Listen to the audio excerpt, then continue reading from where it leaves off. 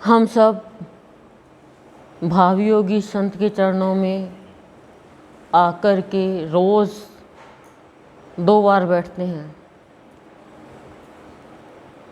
और बैठ कर के बैठना सीखते हैं।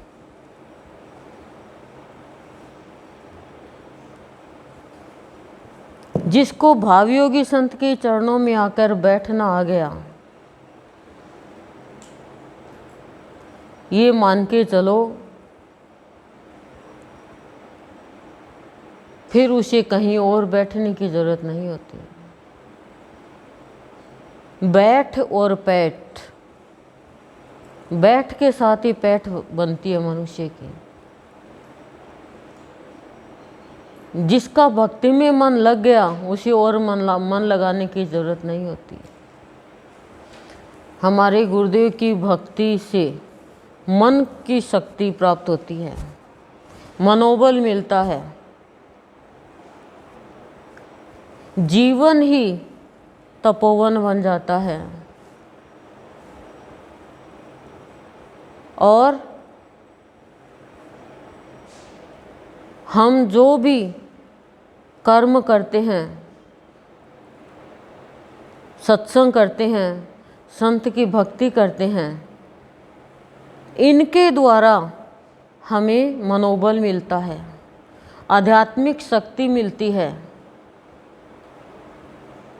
और यही हमारा वास्तविक धन है। देखो, भक्त का भगवान के अनुराग का धन होता है और अनुराग जो होता है ना, उसी का दीपक भक्त बनता है और भगवान बनाता है और प्रकाश फैलता है। भक्त का रोम रोम भगवान के अनुराग के प्रकाश से, प्यार के प्रकाश से प्रकाशित होता है, क्योंकि भक्त का धन होता है वो भगवान की भक्ति होती है। विचार शुद्ध होते हैं। भगवान ने हमें बहुत धन दिया है पर हमारा उस धन की तरफ ध्यान नहीं है।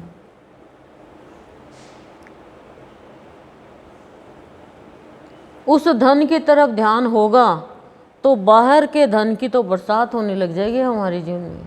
क्यों? उस धन का हम सदुपयोग करेंगे। आप देखो, बाहर के धन को कैसे कैसे लगाना जानते हो कि ब्याज कितना आए, कितना बढ़ेगा, कैसे क्या होगा, बढ़ाना जानते हो, मतलब इन्वेस्ट करना। तो जीवन रूपी धन को भी कैसे इन्वेस्ट करना है, या वेस्ट करना है या वेस्ट करना है, इसके लिए तो आपको सिर्फ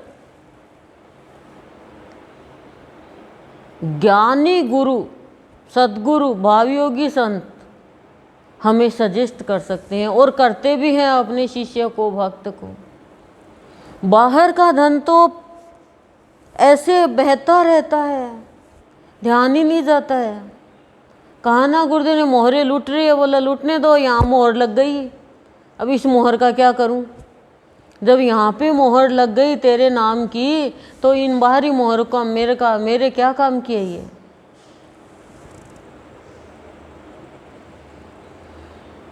क्योंकि संत तो मिट्टी को भी धन बना देता है। तो सबसे पहले तो हमें शरीर रूपी धन भगवान ने उपहार में दिया। उसके बाद 5 इंद्रियां दी। कोई कमी है तो बताओ, कोई छोटी बड़ी आँख है या एक आँख बंद है, एक खुली है, बराबर 2 आँखें दी। आँख रूपी धन। 2 हाथ दिए धन के लिए कि कितना भी धन कमाए, दान करे, कर्म करे, आँखों से कितना भी पुण्य कर्म करे। 2 पैर दिए, 2 कान दिए, ये धन है हमारा। एक व्यक्ति इतना गरीब, दीपावली के दिन उसके घर में कुछ भी खाने को नहीं, बोला मैं तो मर ही जाऊंगा, और मन में ठान लिया आत्महत्या करने का। मनोबल नहीं था ना, तो जा रहा था, इतने में कोई सत्संग करके आ रहा था व्यक्ति, बोले तू आज इतना परेशान कैसे हो रहा है? बोले बस मेरी समस्या ऐसी है, तू हल नहीं कर सकता। बोले बता तो सही, हम हमारे गुरुदेव से कहेंगे। तो कहा बस दीपावली है, सब खुशी मना रहे हैं, मेरे घर में कुछ भी नहीं है, बच्चे भूखे, पत्नी भूखी, क्या करूं? तो बोला गुरुदेव के पास तो चल तू। तो गुरुदेव के पास गया, तो बताई सारी स्टोरी, बताई। बोला ये आत्महत्या करने जा रहा था। बोले किस कारण? बताया कारण कि इतनी कमी है, पैसा नहीं है, पैसे की भी ज़रूरत है। तो संत ने कहा कि मैं तेरे को 1,00,000 रुपए दूंगा, 50-50 हज़ार दोनों हाथों के, तू मेरे को हाथ दे दे तेरे काट कर। बोला हाँ हाँ ठीक है। उसके मन में आया कि मैं मेरे बच्चों को, बीवी को खिलाऊं तो का कुछ। बोला ठीक है, तो लाओ। लाने काटने के लिए कोई औजार वगैरह लेके, फिर उसके दिमाग में तुरंत आया कि हाथ ही काट दूंगा मैं, तो फिर मैं क्या करूंगा? कुछ भी नहीं कर सकता मैं तो। बोला नहीं नहीं, हाथ तो नहीं दे सकता। बोले तो 2 आंख दे दे, उनके मैं तो 1,00,000 रुपए दे दूंगा। बोला आंखें दे दूंगा तो फिर मैं तो अंधा ही हो जाऊंगा। बोले तू मरने भी तो जा रहा था। ऐसे करके कहा चलो कोई बात नहीं, आंख भी नहीं, हाथ भी नहीं, 2 पैर ही दे दे तेरे। पैरों के तो मैं तेरे को 2,00,000 रुपए दे दूंगा। बोल अभी के अभी। बोले मैं चल के कैसे जाऊंगा फिर? तब संत ने कहा कि भगवान ने तेरे को इतना इतना धन दिया है, तू इससे तो कितना भी धन कमा ले, लेकिन तू आलसी हो गया, छोटा मोटा काम तू करना नहीं चाहता। भगवान ने तेरे को अवसर बहुत दिए, लेकिन तुम ये छोटा काम है, मेरे लेवल का नहीं है, मैं करूँगा नहीं।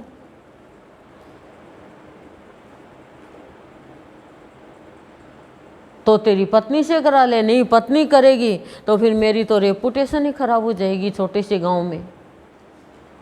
तो तूने आलस्य के कारण और काम करना छोड़ दिया। नहीं तो भगवान ने तेरे को इतना धन दिया, इस धन से तो तू कितना भी धन कमा सकता है।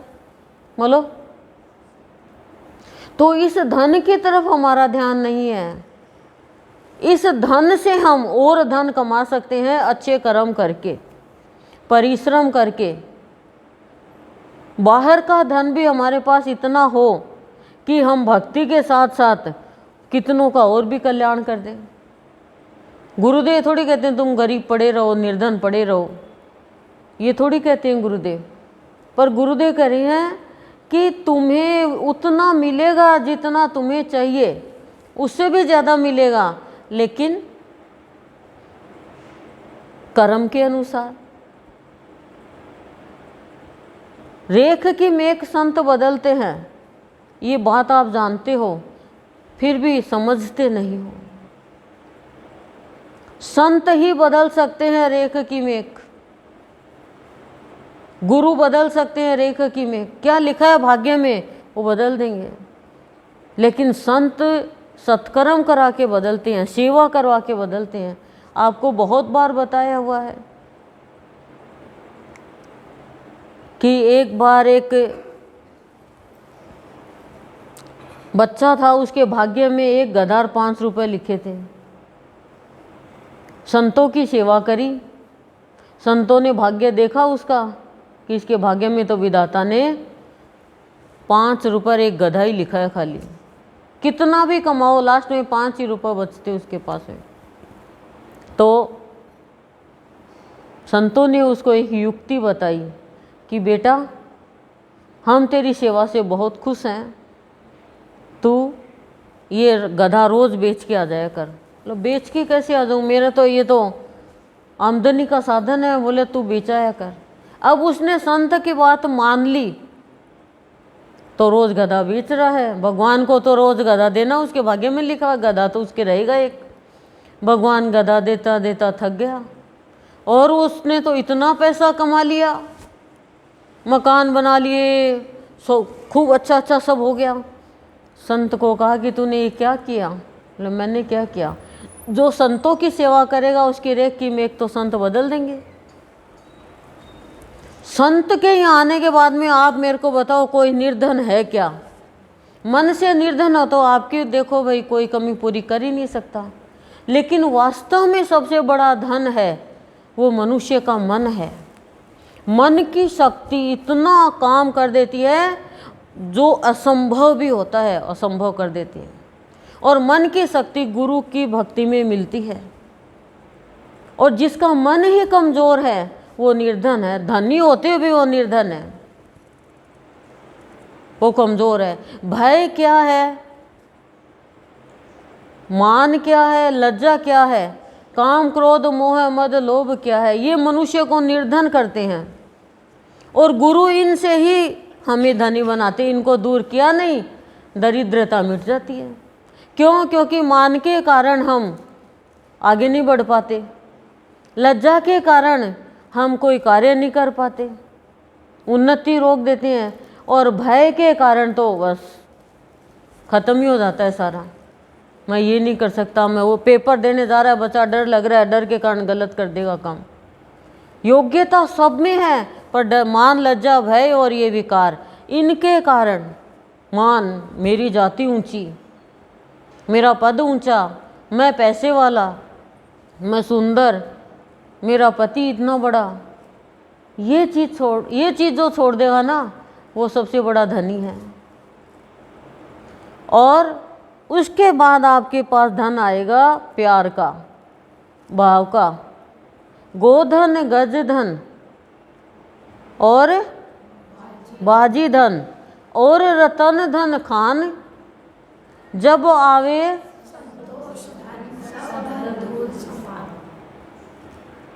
सब धन धूल समान। धन के कारण महाभारत का युद्ध हुआ, धन के कारण धम से गिर गया। बहुत बलशाली था धृतराष्ट्र। देखो भीम जो क्या करता था, कराटे करता था क्या, वो क्या करता था बोलो, हैं? अरे गदायुद्ध तो करता था, ठीक है, मान ली जो भी करता वो एकदम दूसरा अपना रूप लोहे का बनाया था स्तंभ, और भीम को भीम समझ के उसने कचूमर कर दिया लोहे का भी। इतनी ताकत थी शरीर में, और गांधारी में इतनी शक्ति दृष्टि में कि दृष्टि देख ले तो लोह पुरुष हो जाए, लेकिन स्वार्थ के कारण और निर्धन हो गए वो। और संत हमें हमारे विचारों से धनी बनाते हैं सबसे पहले तो, फिर भावना से धनी बनाते हैं। अशुद्ध भावना वाला निर्धन है, रोता ही रहता है हर बात पे। लेकिन भगवान का भक्त सोता है तो आनंद में, जगता है तो आनंद में। एक संत के पास में एक व्यक्ति जाता है कि महाराज बहुत अच्छा काम है, ले मेरे पास तो इतना पैसा है जिसकी कोई मतलब कह ही नहीं सकता, मैं इतना पैसा, लेकिन मेरी दूसरी पीढ़ी क्या खाएगी। दूसरी पीढ़ी, 7 पीढ़ी तक की तो कही थी मैंने। तो संत ने कहा मैं तेरी दूसरी पीढ़ी नहीं 7 पीढ़ी तक का इंतजाम कर दूंगा। जो एक वो महिला बैठी है उसको तू 1 किलो चावल दे के आ, बस 1 किलो चावल। वो चावल देने गया, मना कर दिया कि मैंने तेरे से मांगे क्या चावल। अरे मांगे नहीं, मेरे को तो उन संत ने कहा है। तो संत को तो पता ही है मेरी हर बात का, फिर उन्होंने क्यों भेजा है। मैं मेरे भगवान के ऊपर विश्वास है, भगवान ने 2 दिन की व्यवस्था मेरी कर रखी है, तो तीसरे दिन बना के खा लेना। और वो 1 किलो थोड़ी ले, वो तो कट्टा लेके गया पूरा। तीसरे दिन की चिंता तू कौन होता है करने वाला, मेरा भगवान करेगा मेरी चिंता। ये बैठा, इसे बात तो करने दे पहले। जब दूसरी पीढ़ी की चिंता कर रहा था, वो जाके संत के चरणों में गिर गया। क्यों गिर गया? ज्ञान हो गया कि मैं दूसरी पीढ़ी की चिंता कर रहा हूं, और वो दूसरे तीसरे दिन की चिंता नहीं कर रही। तो सबसे बड़ा धन ज्ञान का है। ज्ञान के अभाव में प्राणी दिशाहीन हो जाता है, लक्ष्यहीन हो जाता है, निर्दय हो जाता है। और ज्ञान होते ही दिशानुकूल हो जाता है और लक्ष्य बना लेता है और निर्भय हो जाता है। बस ज्ञान का ही धन जरूरी होना चाहिए। ज्ञान होना चाहिए, भाव है, ये अभाव है। ज्ञान के बिना अज्ञानी बने रह जाएंगे, अज्ञानी निर्धन रहेगा। क्यों रहेगा?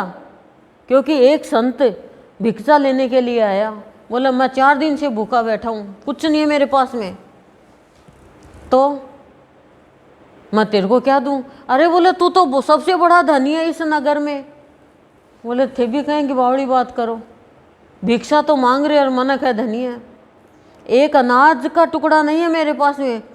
बोले ला जितना भी लोहा है, लोहा लाया। बोले तेरे पास तो पारस है, पारस पत्थर पड़ा है तेरे पास में, और तू तो गरीब बिना कारण हो रहा है, क्योंकि ज्ञान नहीं। पारस पत्थर से लोहे जितना भी था लाया, सोना बन गया, सोना बना बेच के पैसा कर लिया। ऐसे ही गुरु ज्ञान कराता है कि हमारा ये जीवन पारस है। इस पारस को आप कितना भी भक्ति का, भाव का, आनंद का, शांति का, सत्कर्म का सोना बना दो, कितने भी मनुष्य को आप परिवर्तन कर दो, आपकी वाणी में तो इतनी शक्ति है। क्यों? क्योंकि वाणी का धन अनमोल धन है। वाणी का ही धन है, वाणी का ही कारण, धन के ही कारण महाभारत का युद्ध हो गया। वाणी के कारण भाई भाई की लड़ाई हो जाती है, वाणी के कारण रिश्तों में दरार पड़ जाती है। वाणी और समझ, वाणी को समझना भी जरूरी, क्योंकि संत की वाणी जल्दी से कोई समझ ही नहीं पाता है। संत सरल भाषा बोलते हैं, लेकिन बहुत ही तरीके से बोलते हैं, हर कोई नहीं समझ पाता है संत की भाषा। नहीं तो सब अमृतवाणी खोल ही दे। प्रकृति के रंगों में सुख दुख खोजता, प्रकृति जिसके रंग में रंगे उसे भी खोज। तो भक्त का धन जो है वो क्या है? भगवान है, जो प्रकृति को रंगता है। हम तो क्या रंगेंगे?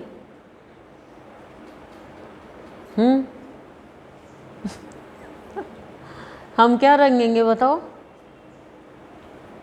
हम लील करते हैं नहीं, कपड़े रंगेंगे, या तो होठ रंग लेंगे, या फिर अपन सुंदरता होनी चाहिए, लगानी भी चाहिए, लेडीज के लिए बना है तो श्रृंगार करना भी चाहिए अवसर के ऊपर। कितना वो आता है, देखो यहाँ पे आजकल आईब्रो पे भी बाल भी रंग लेते हैं।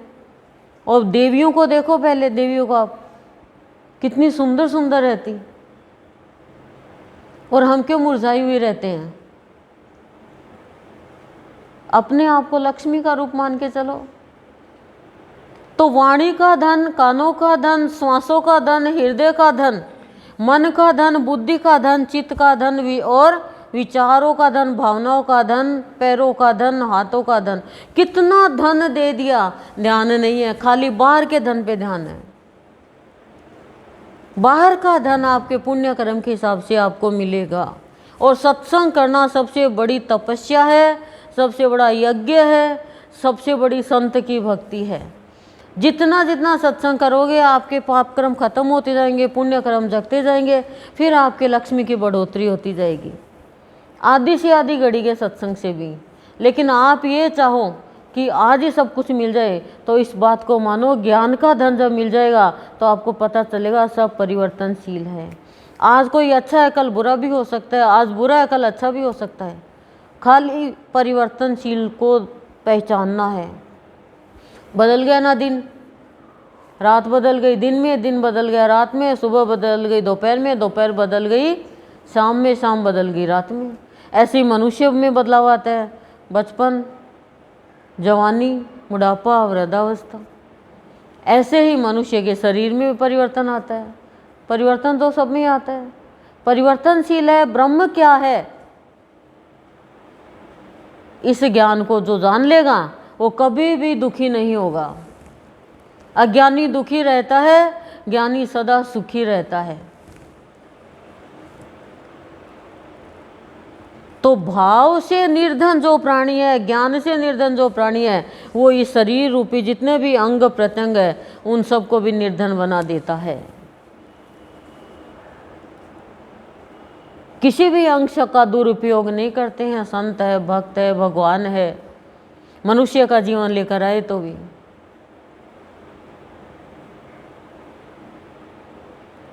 मुझे बहुत हंसी आती है। अपने सत्संग की में बात है, एक जनी की रिश्तेदार बोली कि उसका पति हनुमान जी को मानता, तो बोले थे तो कि एक मनुष्य की पूजा करो, गुरुदेव तो मनुष्य के रूप में है, थे कि मनुष्य की पूजा करो, भगवान थोड़ी हो।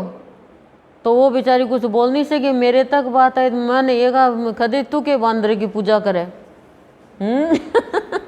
बंदर क्या दे देगा? राम जी भी तो मनुष्य रूप में आए, कृष्ण भी मनुष्य रूप में आए। बताओ, तो मनुष्य को इतना छोटा क्यों समझा?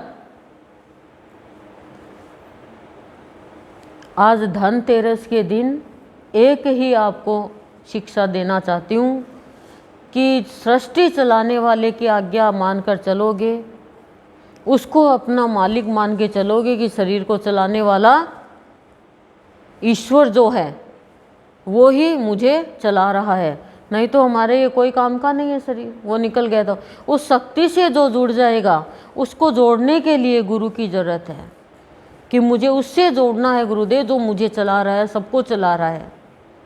जो उससे जुड़ जाएगा और उसकी आज्ञा का उल्लंघन नहीं करेगा, जो भानुजन की अमृतवाणी आज्ञा ही तो है, तो फिर वो आपको बचाएगा,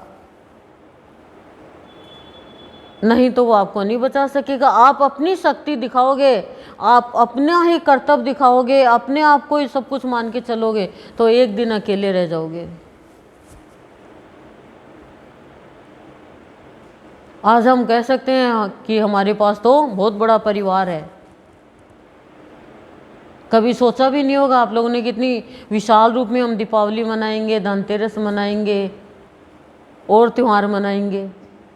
एक गाय के पीछे एक शेर भाग रहा था, गाय डर के मारे दलदल में चली गई, शेर भी चला गया। अब इतना गैप, शेर गाय को पकड़ नहीं सक रहा। गाय ने कहा तेरा कोई मालिक है? बोला नहीं, मैं ही मालिक हूँ। बोले फिर तेरे को कोई नहीं निकाल सकता दलदल से। बोले तेरा मालिक है? बोले मेरा तो मालिक है, मैं निकल जाऊंगी। बोले फंसेगी तो तू भी मरेगी, मैं भी मरूंगा, बस मेरा ये है, मैं शिकार नहीं कर सकता। दलदल में एक बार फंस गया तो पैर नहीं उठता। इतने में बोले शाम होते ही मेरा मालिक आ जाएगा मेरे पास। शाम हुई, मालिक गाय को ढूंढता हुआ आ गया, लेकिन अब शेर को निकालने वाला कोई नहीं। वो व्यक्ति दया करके निकाल भी दे तो गाय और वो व्यक्ति दोनों जाए। तो ऐसा जीवन नहीं जीना है, नहीं तो अकेले रह जाएंगे, दलदल में पड़े रह जाएंगे। मालिक को पहचानो, मालिक को जानो। हमारे शरीर का मालिक कौन है? हम मालिक हैं बहुत बड़ी बड़ी प्रॉपर्टी के, लेकिन शरीर का मालिक कौन है उसको आप जानो। ये किसकी अमानत है उसको आप जानो। ये शरीर तो नश्वर है, पर इस शरीर को जो चला रहा है वो आप खुद हो। उससे जुड़ना है। उससे जुड़ने के लिए आपको घंटा भर बैठने की ज़रूरत भी नहीं है, चलते हुए भी जुड़ सकते हो। भाव अच्छा रखो अंदर से, फिर दुख भी आएगा, चिंता भी आएगी, परेशानी भी आएगी, तुरंत उससे वार्तालाप करते रहोगे। अभी गाए ना, तेरस को दिन आयो है गुरा, और ये गाना चाहिए, धन तेरस को दिन आयो है गुरा, भावा के धन से भरनो पड़सी, निर्धनता सारी हटानी पड़सी, गुरु जी थाने मारी बात सुननी पड़सी। धनतेरस से तो आज निर्धन क्यों रहे? आज तो धन धान्य से जीवन भरे, प्यार से, भाव से, आनंद से, शांति से, तो गोधन गज धन, बाजी धन और रतन धन खान, जब आवे संतोष धन, सब धन धूल समान। मतलब क्या है, ये नहीं है धूल है क्या आप फेंक दो, धन की बहुत ज़रूरत है, धन के बिना कुछ ही नहीं है। काम सत्कर्म का धन जब मिलता है, जब ज्ञान का धन मिलता है, फिर वो कभी भी गरीब नहीं रहता। हम कहते हैं कर्म का फल है, जिसको जो आज मिल रहा है कर्म के अनुसार मिल रहा है। बुरा कर्म है तो हम क्या कर सकते हैं, सब कुछ होते हुए भी आप दुखी रहोगे, और अच्छा कर्म है तो कुछ नहीं है तो भी आपके पास कहीं ना कहीं से कुछ आ जाएगा, सुख का साधन। इसलिए सदा एक ही बात रखो, संतों की सेवा, अच्छा कर्म। संतों के क्या मैं तो करूँ, सब सेवा का मौका मिले तो छोड़ो मत, चाहे कोई भी हो, छोटा हो, बड़ा हो, अमीर हो, गरीब हो, सेवा का फल बहुत बड़ा होता है। और भक्ति का फल तो और भी बड़ा होता है। लेकिन खाली भक्ति करो और कुछ दीन दुखी है उनकी सेवा नहीं करो तो इंसानियत नहीं है। ओम शांति ही शांति ही शांति। प्रशांत।